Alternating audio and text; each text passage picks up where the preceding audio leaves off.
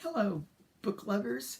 I'm Peg, the book prize addict, back again to talk about our Mookse Madness tournament, where our group on Goodreads is planning on reading some or all of a 64 book list, where it's 16 Booker-winning authors, 4 books from each. And as always, I put the list down below and the URL to the conversation if you want to join that. Before I start, I would like to give a great congratulations to Anna Burns on her winning the Booker, with her book, The Milkman. She's from North Ireland, and it's a story of a young woman told through her eyes, and in North Ireland during the Troubles. And I have to tell you, I super enjoyed reading it for the experience I had, because I read it and listened to it on audio at the same time, and it was completely immersive to me. And I really enjoyed listening to I assume it was a North Irish narrator, and it was just seemed so real, and it was a great experience for me to read. And she seems like a most gracious winner. I've read several articles where she actually was quite destitute when she was writing this, and living in other people's houses, and going to food kitchens for some of her meals. And in her acknowledgments, she's acknowledged some of the people that helped her out during this time. So yay.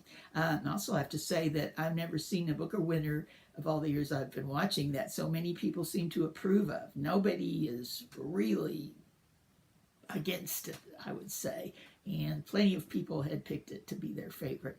Okay, so well done.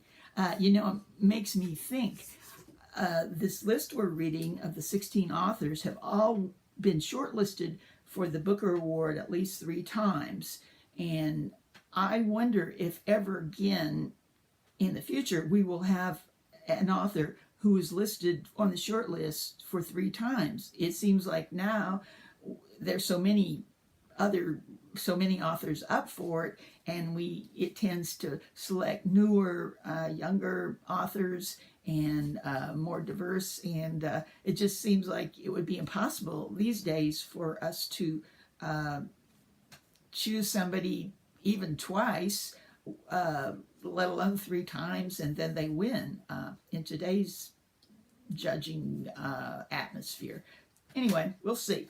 Okay, so I have 3 books I want to talk about. I have started reading the earliest book of the different authors, and I'm going to first talk about Doris Lessing's The Grass is Singing. Doris Lessing was born in 1919 and died at age 94 in 2013. She was the Nobel Prize winner in 2007, the oldest Nobel Prize winner. She was, I think, 84 then. A little bit about her. She was born to British parents in Iran, and they later moved to what was then South Rhodesia, now Zimbabwe, and took up farming. This is evidently something a lot of British people did while it was still a colony. They thought they would make it rich down there, I guess, as farmers. And they say her mother expected it to be the Edwardian lifestyle, and she was rudely shocked. And it was they didn't make much money. They were on the almost destitute themselves at times, and plays into a lot. This experience she must have had in real life plays a lot into this book. Before I get into this, I want to say that she did move to England after she started writing. She's written over 50 novels, and she was quite a political activist. She campaigned against nuclear arms, and was an opponent of apartheid, and was banned from going back to South Africa, though many of her books, I understand, are still take place in South Africa. She also was a part of the British Communist Party until the Soviet invasion of Hungary, and then she turned against that. Okay, I want to say that of the 15 novels she's written, they were many different styles and subjects. Toward the end of her life, she even wrote some science fiction, which is pretty well known. But anyway, this was, I think, her first actual book, published in 1950. And it takes place in Zimbabwe during the 1940s. And it has to do with racial politics between whites and blacks. This is a story of a young woman in a larger town, unmarried, who marries a man who's a farmer, an English man. They're both English, and goes to live on his farm. And it seems like there might be a lot of echoes from the real life situation that Doris went through growing up. The farm is not conducive to happiness or a very good economic life. She does not get along well, and she's, as many I've read about people, British people in Africa, they were very lonely and very isolated. And it actually starts when with a newspaper clipping that Mary Turner, the woman, it mentions that she has been murdered by her black servant and for money. And it gives people's reaction to this, and then it goes back through the story of how they got to that point. So it was very interesting, and I certainly learned a lot from that.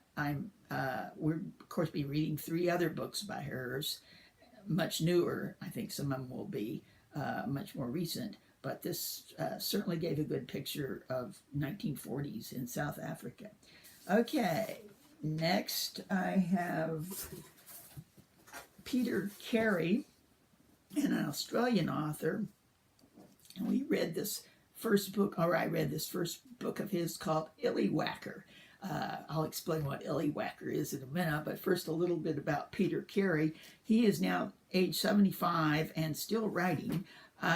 He was born in Australia and went there, but he has been in the U.S. for quite a few years, but still wrote mainly about Australia because they say it's easier to write some about a place after you've left it, thinking back on it. But he did actually end up writing a book about the U.S. called, what was it called? The Parrot. Where is it? I had it down. It's something about the parrot. Something and the parrot it's about Tocqueville when he goes to America. Anyway, we'll be reading it along with his 2 Booker winners, which were Oscar and Lucinda and the True History of the Kelly Gang. And he is one of the, I think, 4 authors who has won the Booker Prize twice. Okay, he had quite a interesting life. He seemed like he was, he's still living, was married 4 or 5 times with other partnerships in between, and which brings up, I don't know, that he worked in advertising, so I'm sure he met a lot of illywhackers. Now, illywhacker is, in other words, a con man, a man who things always seem to turn up for him, but he uses questionable methods. And this is actually a story about an illywhacker. This is on the cover. He is a pilot in 1919. That's kind of, I guess, an old flight outfit of some sort. Anyway, it starts when the illywhacker, named Herbert Badgery, in 1919 lands his airplane in the field of a wealthy Australian farmer. It starts the story there and goes on and on for 600 pages. Now, it covers all kinds of different places, times, and it's what's called a picaresque novel. Now, a picaresque novel deals with one character, usually a man, who is the main character for the whole book, but it usually takes up many years and it follows him on his adventures as they go along. Now, Don Quixote was probably the first example we have of a picaresque novel. They can be very interesting. On the other hand, they need to be done very well. The problem with this one was, as I read it, it seemed like he had a lot of unnecessary descriptions and things to it. And one of my very pet peeves is when an author brings in a whole bunch of characters and you learn the names of them and then you never hear from them again. That's because I pride myself on remembering who all the characters are, and this way you don't know if you should remember them or not. So it was been commented on in the forum that people aren't so sure they want to read it, and I have to agree, I did not finish it. I certainly got the idea of it, and but I maybe at the end of the tournament, if I have time, I might go back and finish.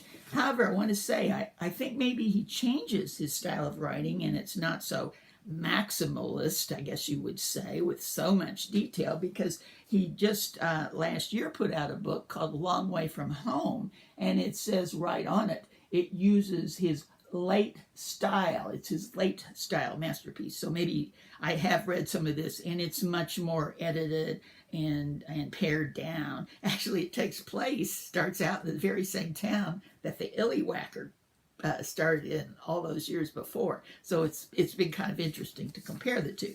Okay, and last but not least, I have our first book by Ian McEwan, and it's called Cement Garden. Ian McEwan is now still writing. He's 70, which isn't that old. And he's still writing. In fact, I think I just read he's going to have a new one out next year. When he first started writing, this was his first book published in 1970. He wrote Gothic short stories, and in fact, this book, his first one, A Cement Garden, and his next one, The Comfort of Strangers, are very Gothic and strange. He was actually nicknamed Ian Macabre, and that's a very good word for this. I really can't tell you too much about this because it would be a huge spoiler, and it doesn't even tell on the covers, but there is a big happening, actually, not at the end, more near the middle, but let me just brief you on it. It's about 4 children in England, some of them teenagers whose parents die, and they're afraid the younger ones will be taken into care. So they try to hide the fact, they live in a large kind of rundown house, hide the fact that their parents are not there.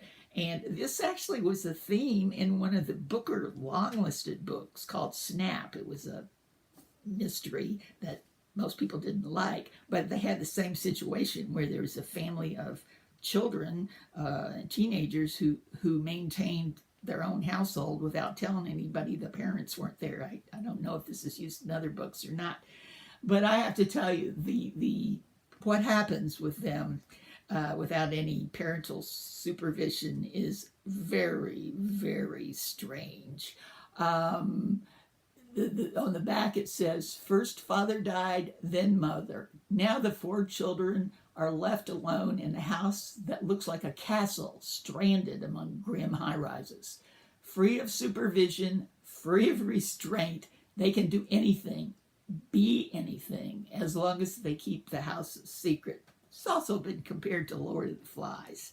So anyway, I have 4 more to read of my first 16 by each author. I really like doing it this way, reading the earliest one first, and I'll be able to see how it changes as I read the later ones. So that's it for now. Be back later. Bye.